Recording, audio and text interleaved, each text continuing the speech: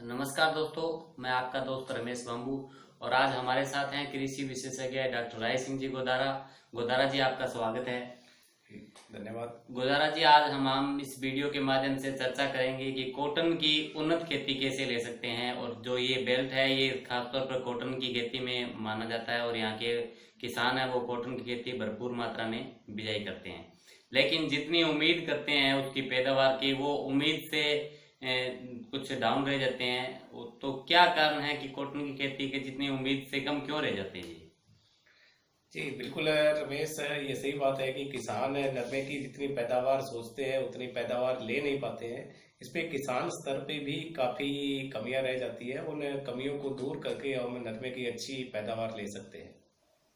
जी मतलब सबसे पहले तो बिजाई का उचित समय कौन सा है, वो किसान भाइयों को आप बताइए जी। बिजाई कौन से समय में करनी चाहिए जी? नरमे की बिजाई का उचित समय 20 अप्रैल के बाद में किसान नरमे की बिजाई करना शुरू करें और 20-25 मई तक उपयुक्त समय है नरमे की बिजाई का। तो डॉक्टर साहब जी, बिजाई के समय कुछ ध्यान में रखने वाली जो बातें हैं वो बताएं किसान भाइयों को भी। सबसे महत्वपूर्ण बात किसानों के लिए ये है कि वो अपने खेत की मिट्टी की जांच अवश्य करवाएं, क्योंकि जब तक हम अपने मिट्टी की जांच नहीं करवाएंगे तो हमें नहीं पता चलेगा कि इस मिट्टी में कितनी कमी है, इसमें जैविक कार्बन कितना है, लाभदायक पोषक तत्व कितने हैं, जैविक कार्बन इसमें कितना है, भूमि का पीएच मान है वो कितना है। तो इन सब चीजों की जांच करवाने के बाद किसान भाई नरमे की बिजाई करें। डॉक्टर साहब, ये तो बहुत लंबा सब्जेक्ट हो गया कि हम पहले मिट्टी चेक करवाएं। वैसे बढ़िया है, क्योंकि मिट्टी चेक करवाएंगे तभी हमारे को पता चलेगा भी किस तरीके से खेती कर सकते हैं। लेकिन जो अब उचित समय आ चुके हैं बिजाई का, और अब हम इस बिजाई करने का समय, तो हम मिट्टी चेक करवाना, पानी चेक करवाना, वो लंबा प्रोसेस मानते हैं किसान। तो लेकिन जैसा है उसमें कुछ थोड़ा सा और परिवर्तन करें, या जैसे मतलब सीड ट्रीटमेंट का है और क्या है, उनमें क्या योगदान दे सकते हैं सर आप? सबसे पहले भूमि उपचार बहुत ज्यादा जरूरी है और भूमि उपचार के लिए किसानों को सड़ी गली गोबर की खाद अपने खेतों में ज्यादा से ज्यादा प्रयोग करनी चाहिए। और उसके साथ साथ मैक्स भूमि मित्रा एक उत्पाद है जिसके अंदर पीएसबी बैक्टीरिया है और इसके अलावा 5 तरह के और दूसरे बैक्टीरिया है जो जमीन की उपजाऊ शक्ति बढ़ाने का, जमीन का पीएच का संतुलन करने का, जमीन में कार्बनिक पदार्थ बढ़ाने का काम करता है। तो ये मैक्स भूमि मित्रा 1 से 1.5 किलो प्रति एकड़ के हिसाब से आप किसान भाई जरूर अपने खेतों में डालें।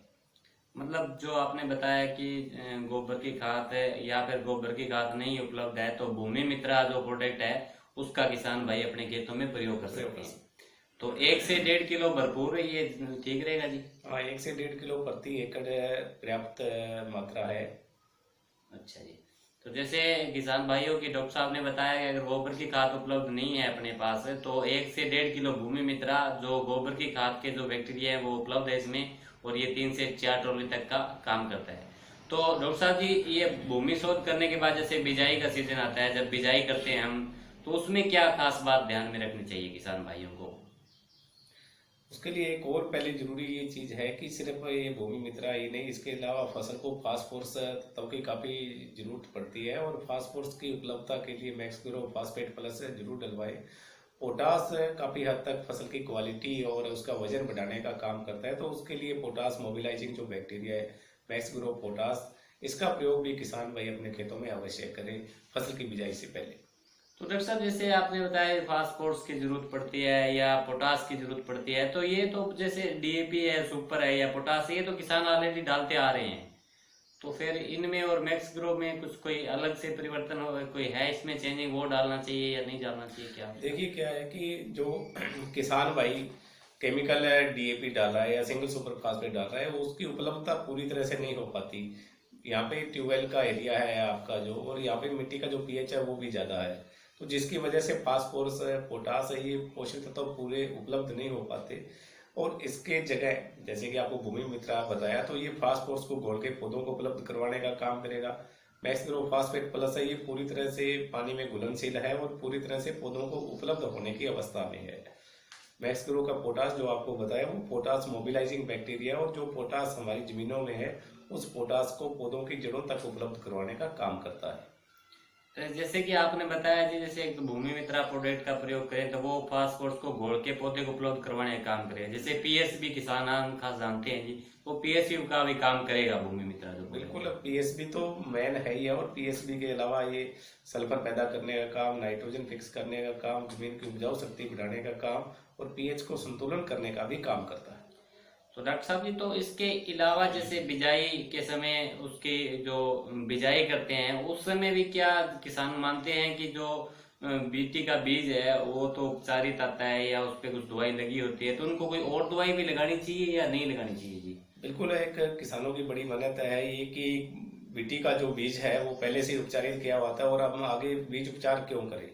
देखिए, इसके पीछे एक कारण बड़ा जबरदस्त है कि जो बीज उपचार किया हुआ आ रहा है वो किसी केमिकल से आ रहा है कि उसमें कोई फंगस की बीमारी या गोदाम में पड़ा पड़ा वो किसी तरह का कीड़े उसमें नहीं लग जाए, तो उससे खराब होने से बचाने के लिए उसका बीज उपचार किया हुआ है।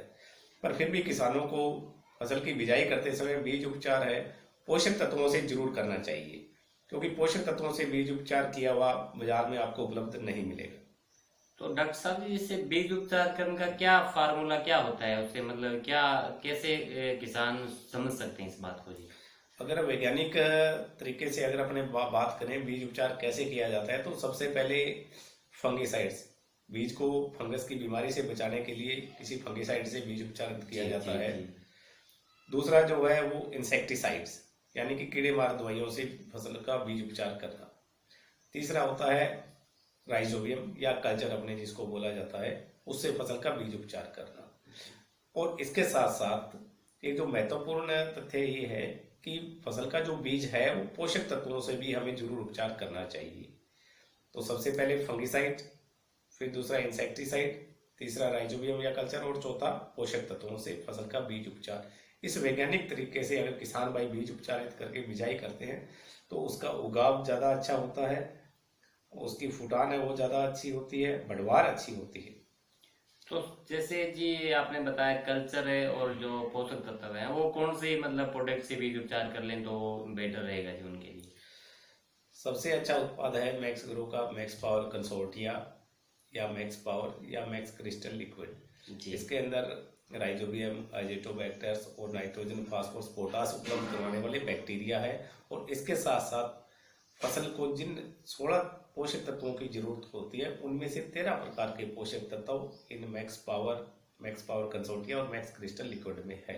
तो इससे किसानों को बीज उपचार करना चाहिए, जिसके लिए किसान प्रति पैकेट या प्रति किलो बीज के हिसाब से 5 से 10 ml मात्रा मैक्स पावर कंसोर्टिया या मैक्स क्रिस्टल के लेके बीज उपचार कर सकते हैं। जी सर। तो डॉक्टर साहब जी, जैसे बिजाई जो करने का जो बीज उपचार भी कर लिया किसानों ने, भूमि शोध भी कर लिया, तो उसमें बिजाई के जो पौधे की दूरी है उसका भी कोई महत्व है? जैसे हम आम खास मानते हैं कि 2 से 3 पैकेट बीज डाल देते हैं किसान प्रति एकड़ के हिसाब से, तो कितना बीज सही मात्रा में डालना चाहिए जी? देखिए, किसान भी पूरी तरह से जागरूक नहीं है। आज बाजार के अंदर जो भी पैकिंग साइज आ रही है वो कम से कम 1 एकड़ के लिए पैकिंग साइज आती है किसी भी बीज के लिए। जैसे अगर अपने बीटी नरमा की अगर बात करें तो इसका भी जो पैकेट आ रहा है वो 1 एकड़ के लिए पर्याप्त है। पर फिर भी किसान इस बारे में ज़्यादा जागरूक नहीं है, थोड़े अनभिज्ञ हैं।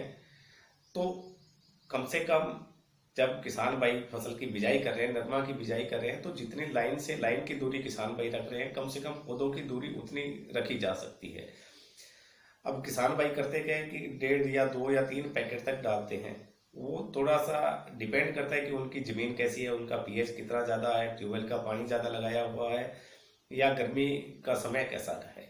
पर फिर भी उसके बाद भी किसान ये सब होने के बाद भी जून तक ये समस्या रहती है, पर जुलाई के बाद में भी विरलीकरण नहीं करते हैं, जो कि सबसे महत्वपूर्ण है। कम से कम 2.25 2.5 फुट या 3 फीट तक लाइन से लाइन और पौधे की दूरी होना जरूरी है, जिससे पौधे की फुटान है, उसका जो फैलाव है वो बहुत अच्छे तरीके से हो सके। एक तो डॉक्टर साहब जी और बात जानना चाहेंगे, अभी जो बिट्टी है इसका क्या मतलब है? किसान भाई अभी तक नहीं समझ पाए बिट्टी का क्या क्या? बीटी एक जेनेटिकली मॉडिफाइड एक वैरायटी तैयार की है नरमे की। जैसे पहले अपने देसी नरमा होता था, अब ये बीटी नरमा है। तो बीटी का मतलब होता है बेसिलस थ्रुनजेंसिस, यानी कि एक तरह का ये जीन है जो कि इस नरमे के अंदर जो सुंडी, जिसको किसान भाई लट बोलते हैं, वो उसका अटैक है, वो नहीं इस फसल पे आ पाता। तो उस चीज से बचाने के लिए उस जीन को मॉडिफाई करके इस फसल में डाल दिया गया है, ताकि उस लटका सुंडी का प्रकोप है वो इस फसल के ऊपर न आए। कुछ किसानों का मानना है जी कि जो ऊपर से जैसे आपने बताया ना बीज उपचार का भी इसमें राइजोबियम और कल्चा पोषक तत्व से बीज उपचार कर लें तो कहते हैं मिट्टी उतर जाएगा इससे। तो वो ऐसा क्यों जी, क्या है वो क्यों मानते हैं किसान? बिल्कुल है। बहुत सारे किसानों से जब बात होती है तो वो कहते हैं नहीं जी, हमने इसका बीज उपचार नहीं करना है, अगर बीज उपचार किया तो इसका जो बीटी का गुण है वो खत्म हो जाता है।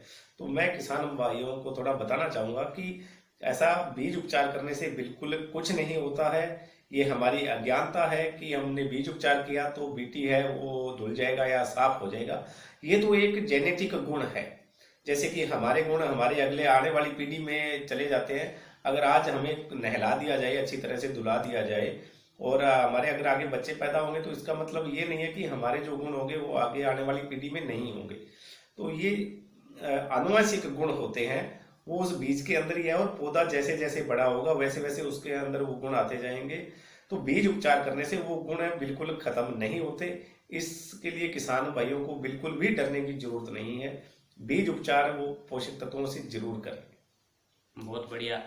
जैसे कि डॉक्टर साहब जी ने बताया कि जो बीटी का बीज है उसको उपचारित अपने को करना चाहिए, उसमें हमने अपने को जो बैक्टीरिया है वो लगाने चाहिए और ऊपर से जो पोषक तत्व है वो लगाने चाहिए। और इन्होंने ये भी बताया कि अपने को मैक्स पावर कंसोर्टिया या मैक्स क्रिस्टल से बीज उपचार करने से ये सारे तत्व हैं वो उपलब्ध हो जाते हैं। और भूमि का शोध करें। दोस्तों, अगर आप इस वीडियो को पसंद करते हैं तो इस वीडियो को लाइक कर सकते हैं, अपने दोस्तों में शेयर कर सकते हैं। और दोस्तों, हम अगली नेक्स्ट वीडियो में जो पार्ट 2 है वो आप अवश्य देखें। उसमें हम बात करेंगे, डॉक्टर साहब जी आज हमारे पास आए हुए हैं, तो हम डॉक्टर साहब जी हम बात करेंगे अगली वीडियो में कि हमें जो ऊपर से जो फाल गुड्डी है वो जड़ते क्यों जड़ जाते हैं, उनके क्या कारण है उसका ना, और जो टिंडे हैं वो आकार छोटा क्यों रह जाता है, या जो उस पे जो फंगीसाइड आ जाता है और इंसेक्टिसाइड की जो स्प्रे करते हैं उनका क्या महत्व है, जो बीमारियां आती है उनको हमें एक बढ़िया तरीके से कैसे कंट्रोल कर सकते हैं। और सबसे बड़ी बात मैं बता दूं दोस्तों कि हम आज इस अगली वीडियो में बताएंगे कि हम कॉटन की खेती के साथ साथ एक्स्ट्रा खेती करके मुनाफा कैसे कमा सकते हैं। जो पिछले सालों से कुछ किसानों ने किया कि वो खेती के साथ कॉटन की खेती के साथ कुछ एक्स्ट्रा करते हैं और जो खेती का जो खर्चा है वो एक्स्ट्रा खेती से निकाल लेते हैं। तो आपने इस वीडियो को देखा, आप सभी का बहुत बहुत धन्यवाद। डॉक्टर साहब जी अभी हम दूसरी वीडियो इसके 2nd पार्ट में बनाएंगे। इसके जानकारी के लिए आपका बहुत बहुत धन्यवाद। धन्यवाद।